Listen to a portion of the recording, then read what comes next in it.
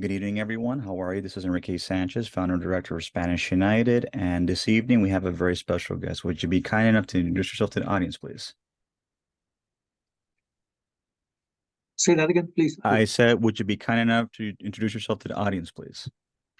My name is Preben Pedersen, and I'm the executive director for Northwest Danish Association in Seattle. And as everyone can hear from my accent, then I have my roots in Denmark. I'm born and Awesome. raised in Denmark. Awesome. Tusen tak, welcome. Thanks. As we had spoken over the phone, we would, Spanish United is a organization that likes to work and to encourage better communication and dialogue with other groups of people for peace and harmony. And one of the things that we would like to know as Hispanics and Spanish people is more about Denmark. I was in Norway 2 years ago, and I'm very familiar with the Nordic culture, the Nordic people. So can you explain to the audience what does I believe is the Northwest Danish Association is what it's called? Yes. So we want to know what did you get, what do you do, and what is the purpose of your association? Well, the association was established 100 years ago. 101 years ago, it was established in 1923. So we had our 100-year jubilee in last year in 2023. And in the beginning, it was established to help immigrants from Denmark, and they established a retirement home for elderly Danish people. Mm-hmm. And we had that for many, many years.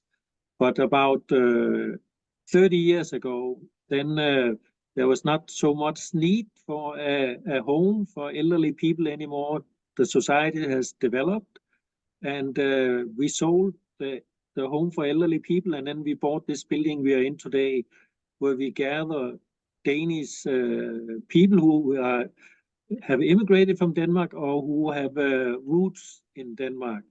And we have Danish activities. That means the different Danish cultural events through the years.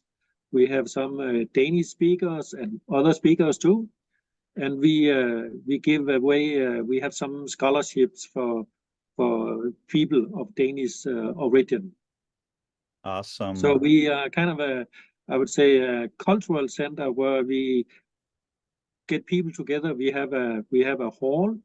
We call it Harmony Hall, where Mm-hmm. we have room for about 110 people if we get a lot of visitors. And that's Awesome. where we gather in the building we are in today. Awesome. I think you're doing a wonderful job, and I think there needs to be more cultural centers for different immigrants because there are many immigrant groups or even people that are descendants of immigrants that unfortunately they don't have access to cultural centers or community centers, and then over time they lose their identity. And I feel that that is very counterproductive for society, because one thing that I admire about the Nordic countries, especially Denmark, I plan to go there this year, we've got permits, is to study the Nordic model, how Denmark has been able to follow the concept of hygge. I'm not sure if I'm pronouncing it right. Hygge. Oh, Hygge. Hugo. Yeah, I actually Yeah. got a book by an author by the name of I think it's Menking or Weinstein, which is established an institute that's called the Institute of Happiness or Better Life or something like that. Yes. Okay. I don't know the name, but Hygge, there's numerous books written about that Nordic concept, you can say. Yes, yeah. I actually have the book here. It's called The Little Book of how's it pronounced? Huga? Huge? Hygge. Huge, The Danish Secrets of Happy Living, and the author's name is Mick Wanking. He's the CEO of the Happiness Research Institute, and I've been reading it, and I think that is a concept that I think is missing in the Hispanic culture, because even though we're known to enjoy life for different things, but I think if you do it in an organized fashion, I think it will be more productive for Hispanic countries and Hispanic culture in the United States to develop and to move forward, because I feel that with anything you need to have discipline and order and education. And I feel that Mhm. if you have those three in a row, I think it will create not only a good society, but a more harmonious, prosperous society. So we want to know, like, aside from doing events and providing services to the Danish people, like, have you ever like met with different groups or organization outside of the Danish community? No, I must say we have primarily concentrated on the Danish community, and you can say as a non-profit organization, resources are not always, but very often, or pretty much always, limited source. There's people who have to do work, and it takes time and money, and it can be a challenge to get the resources to do something outside. You can say the Danish group, which we primarily have catered to so far. Mm. I understand how that is because I started Spanish United about 3 years ago, and we started with about 10 people, and it's grown to about 1,000 people. We have about 6 chapters in different states, but we're still in the grassroots level where we're trying to come up with funding and trying to do fundraisers because our purpose is that we would like to eventually come up with a community center so we could start providing resources because many Hispanic people, as you know, are a very large minority in the United States, but we are invisible when it comes to many things, when it comes to resources, when it comes to funding, when it comes to education. And I feel that having a community center within their areas, I think it will function as a pilot plan to encourage Hispanic people to move out of religious institutions which they have always been dependent on, and to try to move and evolve into different places where they could have alternative ways of thinking. And I feel that if Hispanic people, especially the younger people, younger generation, have a place where they could be themselves, I think it could serve as a deterrent for many of them getting into crime and getting into addictions. At the same time, they could learn about their culture because many Hispanic people have been conditioned that if you look Caucasian, you look African, you look indigenous, you have to pick a group instead of being proud of being Hispanic, being Spanish. Like, Hispanic is not a race, it's an ethnicity, especially here in the United States. And one of the Mhm. things that we're trying to encourage is that to embrace the inclusivity of Hispanics as a whole, because Hispanics as a group of people are the only group of people, ethnicity in the world where we come in all colors of the rainbow. And I feel that if we have more of a working relationship with each other and with different groups outside the Hispanic community, I think we could learn from each other. Yeah, I can see that as you said, Hispanic, they embrace many different types of people. That is correct. You in all colors, as you said. Yes, and we also wanted to ask, as far as education, like, what are the incentives, for example, the Northwest Danish Association provides, like, for the Danish youth, for Danish descendants that are in the United States? Because you mentioned something about scholarships.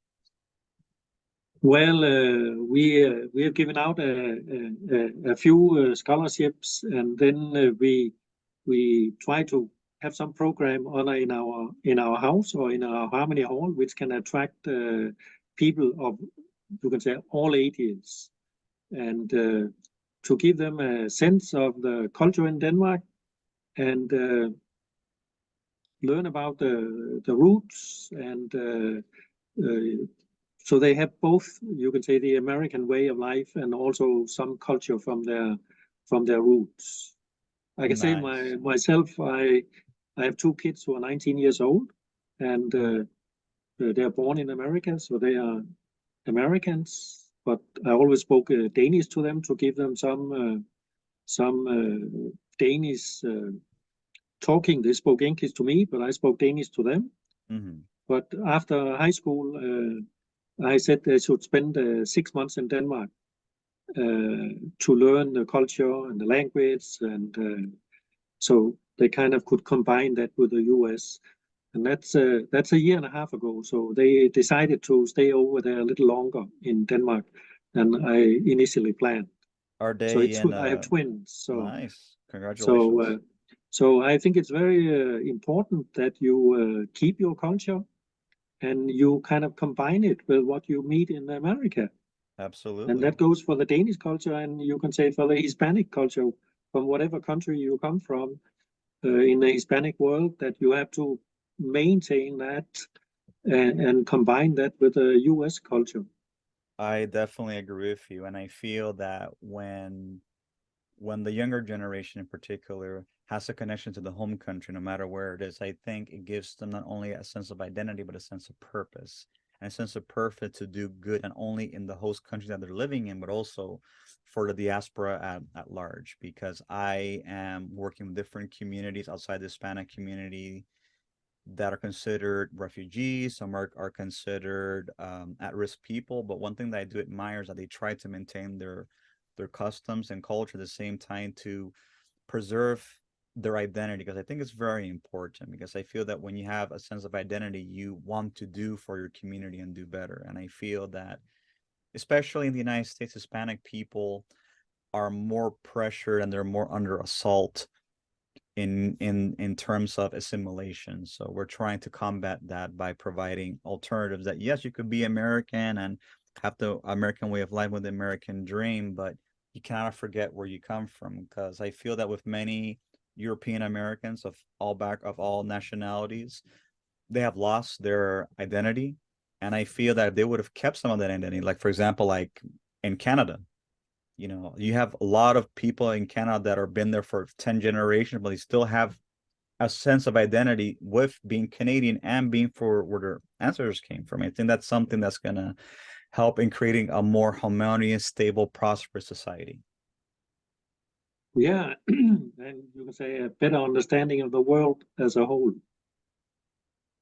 And I also wanted to ask, in terms of Denmark, the home country, does Denmark have like a large or small Hispanic community there? Because I know that Norway has a small one. I'm not sure if Denmark has a smaller one as well. It's I would say it's very small. So it's not like it's not there, but it's small. So it's not like you see it in a day-to-day and use. So That it's I would like, say. okay, so like what are Danes' view of Hispanic people? Like what comes to their mind when they think of Latino or Hispanic culture just in general? Uh, I think it comes to their mind that they are a little more lively than Danes, Hmm. a little more spontaneous, and maybe easier to party than Right. the Danes. The Danes are maybe a little withdrawn, not withdrawn, but uh,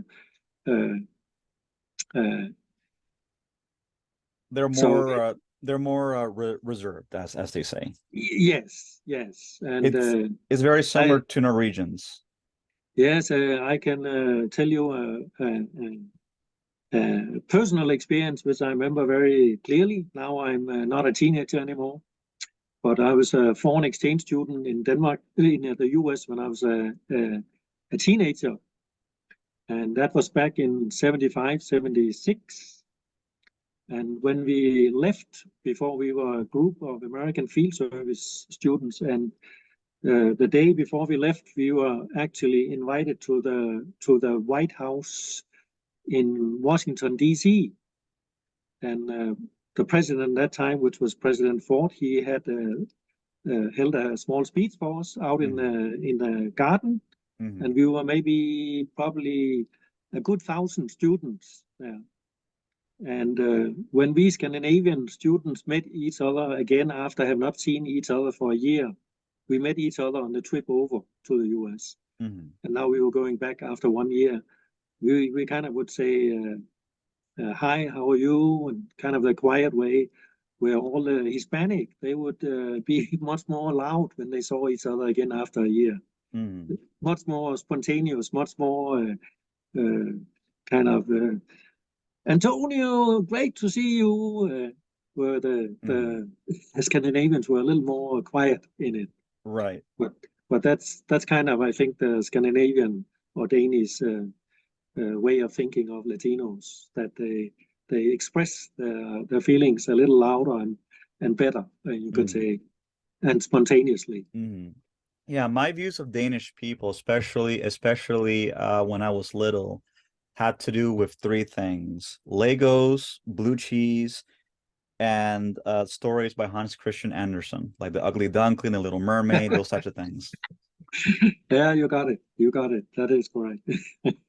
And I could imagine that Norway's kind of the same, but I do have to say that it's like I've always seen Denmark kind of like a perfect society in many aspects. I'm not saying that it's perfect, but on the outside to everybody else that's not Danish, it looks like a perfect society because it's very organized, very well clean, well managed. The government looks after its citizens. They invest in their citizens, something that you don't really see outside of the Nordic countries in particular. Correct. That is very correct what you say. I fully And agree. right, correct. And I feel that in Latin America, there's so much potential because we have a lot of resources, but I feel because of mismanagement and corruption and their different issues, I think that they've been hampered from reaching their full potential. And one of the things that we encourage in Spanish United is to see the value of education, because education opens opportunities and doors for many people, because unfortunately many of the Hispanic people that come to the United States as immigrants, they come from a peon culture, which is from the lower ends of society. So they feel that having just a minimum wage job is something that you pass on to your children, and that's something that I feel is counterproductive, because there's no sin or anything wrong in working an honest job. Doesn't matter if it's a white collar job or blue collar job, but in the case of people that work a blue collar job, that's not something that you do long term, and it's definitely not something that you pass on to your children. And I feel that that's a mindset that we're trying to change, because I feel that if Hispanic people do not reach the same level of living standards as Americans, I feel that create a lot of problems in the long run in many parts of Europe. So I feel that the only way that there could be more harmony is that education needs to be emphasized within the Hispanic community, and I always use Denmark as an example. I fully agree with what you say. I think education is the key to make it better for everyone. And when I talk to my friends and whoever I talk to in the US, I always say I'm happy to pay my property taxes, because that pays for school and education for the people who are going to work and create goods and so on for the society when you can say, retire. So I can have a better retirement if there's a well-educated population which can produce goods and so on that I need in my retirement. Absolutely. And what better resource to invest in its people, because the people are the ones that keep not only a society going, but keeps an economy going. If you don't have an educated people, people won't be able to produce, not because they don't want to produce, because they don't know how to produce. And that's where investment comes in. People, when they're educated, they become much more productive. Absolutely, absolutely. And I believe that if Hispanic people were to become more educated, I think not only it will resolve not only the social problems, but Hispanic people could learn to reinvest in their community to keep it better. So, and as you said before, I think the Scandinavian countries, they have seen that education is the key. Education, you always say it's free in these countries. Of course, it's not free because you pay it via taxes. But you can say that if your parents don't make a lot of money, if you're a kid of a single parent and so on, the state or the government will still help you get an education all the way through to a university education. Mm. And I feel that that's the way that, you know, people give back to society, because when people have the tools and the skills, they're able to produce and they're able to give more. And I think that's the only way you could have a society prosper, because, you know, what a lot of people understand, especially a lot of Americans, is that the government needs to get revenue from somewhere. The government doesn't magically make things appear. It's like the government needs revenue to pay for services that we have. And it's not just services like education or medical. It has to do with maintenance of roads, maintenance of buildings, infrastructure. And, you know, the government needs to get it from somewhere. That's the purpose of taxes, you know, and that's the Yes, concept that many people don't understand. Like in Denmark, they have one of the highest tax systems in the world, but the people are educated and they understand that even though we pay more out of pocket, but we're getting not only better benefits, but we're having more peace of mind. exactly. That is generally, of course, you can always find exceptions, but generally, people in Denmark, they believe they get value for their tax money. And that means the kids get education. There's a one-payer healthcare system, which of course always can be better and fine-tuned. Right. And there might be a few cases which you can say this was not so good, but overall, I would say the Danish population is happy with the healthcare system, and which is provided via taxes, and also educational system. And also there is a difference to the Scandinavian countries and many other countries, which makes a huge difference. And it is kind of what you mentioned before, that in the Scandinavian countries, the great majority of people have trust in the government. So you can say, I don't know the numbers exactly, but maybe 80 or 90%, 85, 90% trust the government. Right, right. And of course, everyone can say there's things which can be better and has to Right, be of course. fine-tuned and so on.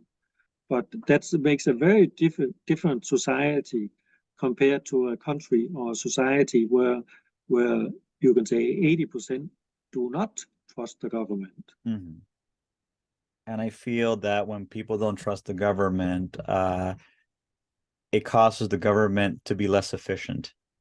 Yes, and it also people don't you can say like to pay taxes if it's a corrupt society they live in. So I lived in Asia for 8 years, and I kind of saw, or 9 years, I lived out there 9 years, and I saw how it works, how the distrust in some countries to the government made that overall when you talk to people, they didn't like to pay taxes. Right, right. But in many of the Asian countries, particularly the East Asian countries, I would say it's not necessarily that they trust their government, but many of them believe that, you know, when you follow the rules, everything's going to be okay. Like, example, China. China is a communist country, but, you know, unlike other communist countries, they made reforms in the 1970s. So the China of today is not the China of Mao Zedong. So when I use the example of China, and I've even had a conversation with a Chinese congresswoman, you know, how is it that China could have 20 times the population of the United States, but they have little crime and the people are much wealthier, and primarily has to do is because government is involved. Yes, maybe a little too much in China. But, Right, of course, but at least they are involved in some way. So I feel that, you know, when there's government involvement in general, I'm not saying too much, but I'm saying in general, when there is government involvement, the people can be more comfortable in working with them. I feel that when you have a libertarian system where people don't want no government, I just feel it causes more problems and it just creates an anarchic society. Like in many countries in Latin America that are libertarian. I do think that a good government can make it better for the population. Yes. Absolutely. And that's A what good that's government, a good government. right, of That is, course. yeah. And that's what I believe. I believe that when you have accountability and transparency, people are willing not only to trust but also to work harder in the benefit Mhm. of society.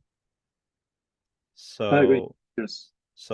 I feel that, when you have that work ethic and at the same time having confidence or trust in the government or in its people, I think society can work much better.